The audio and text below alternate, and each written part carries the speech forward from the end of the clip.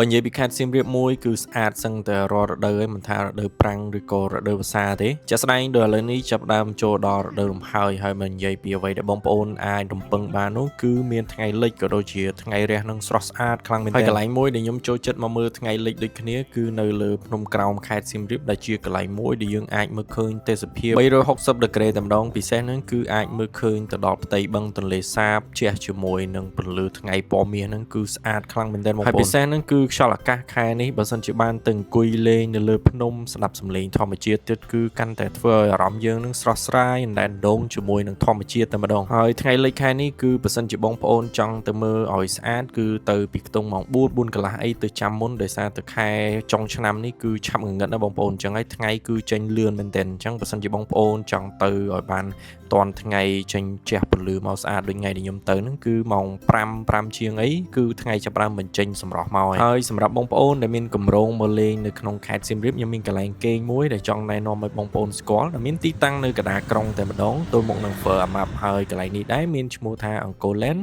Urban Boutique និយាយទៅតែនេះគឺនៅក្នុងក្រុងតែម្ដងអញ្ចឹងបើសិនជាបងប្អូនចង់បានកន្លែងគេងដែលគៀកនឹងផ្សារទំនើបកន្លែងដើរលេងក្នុងក្រុងអីជាដើមហ្នឹងគឺអាចមកទីនេះបានហើយគ្រាន់តែយើងមកដល់ភ្លាមគឺគាត់មានជា welcome drink ហើយគាត់នាំយើងដើរធួមើលបន្ទាប់មកគាត់នាំយើងទៅបន្ទប់ដែលគាត់បានរៀបចំឲ្យអញ្ចឹងហើយបន្ទប់គឺមានសភាពធំទូលាយហើយភ្លឺល្អមែនទែនបងប្អូនដោយសារបន្ទប់របស់ខ្ញុំហ្នឹងបែរទៅកាន់ភូលអញ្ចឹងហើយគឺអាចមើលឃើញទេសភាពអាងហែតទឹកនៅខាងក្រោមហើយមានពន្លឺជះចូលមកភ្លឺស្អាតមែនទេទៅបន្ទប់គាត់នៅនេះគឺមានច្រើនហើយមានទាំងក្រេ1ក៏ដូចជាក្រេ2ហើយបរិខានៅក្នុងហ្នឹងគឺមានគ្រប់សពតែម្ដងហើយពិសេសគឺមានអាងហែតទឹកនៅខាងក្រោមដែលបើសិនជាបងប្អូនទៅលក្ខណៈគ្រួសារមានកូនអីអាចហែលេងនៅនឹងបានដូចគ្នាហើយនៅក្នុងហ្នឹងក៏បងប្អូនមានជំរើសអាចកក់បន្ទប់ជាមួយនឹងអាហារពេលព្រឹកបានដូចគ្នា free breakfast ហ្នឹងគឺមានជំរើសច្រើនមែនទែនមានទាំងអាហារខ្មែរយើងមានបែបអឺរ៉ុបបែបចិនអីចឹងទៅហើយពិសេសហ្នឹងគឺមានកាទៀវដែលគាត់ចំអិនឲ្យយើងភ្លាមទៀតអញ្ចឹងសម្រាប់បងប្អូនដែលចង់ងើបមកមានអីញ៉ាំស្រាប់គឺ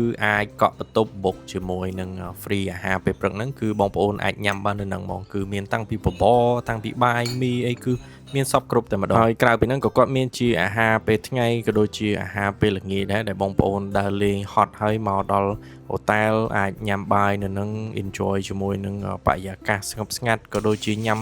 ស្រាកាឡុកអីជាដើមឈឺនៅពេលល្ងាចហ្នឹងគឺតំណមែនទែននិយាយទៅសម្រាប់អ្នកដែលចូលចិត្តដើរលេងខ្ញុំជឿមកឲ្យទៅពេលដើរលេងពេញមួយថ្ងៃហើយហត់គឺចង់បានអាហារឆ្ងាញ់ហើយកន្លែងគេងដែលធ្វើឲ្យយើងមានអារម្មណ៍ល្អអញ្ចឹងហើយបើសិនជាបងប្អូនចង់បានកន្លែងគេងបែបនេះអាចមក Angkor Land Urban Boutique នេះបានសម្រាប់ព័ត៌មានបន្ថែមខ្ញុំនឹងដាក់នៅក្នុង caption ខាងលើបងប្អូនអាចចូលទៅមើល page ក៏ដូចជាទំនាក់ទំនងទៅគាត់បន្ថែមបាន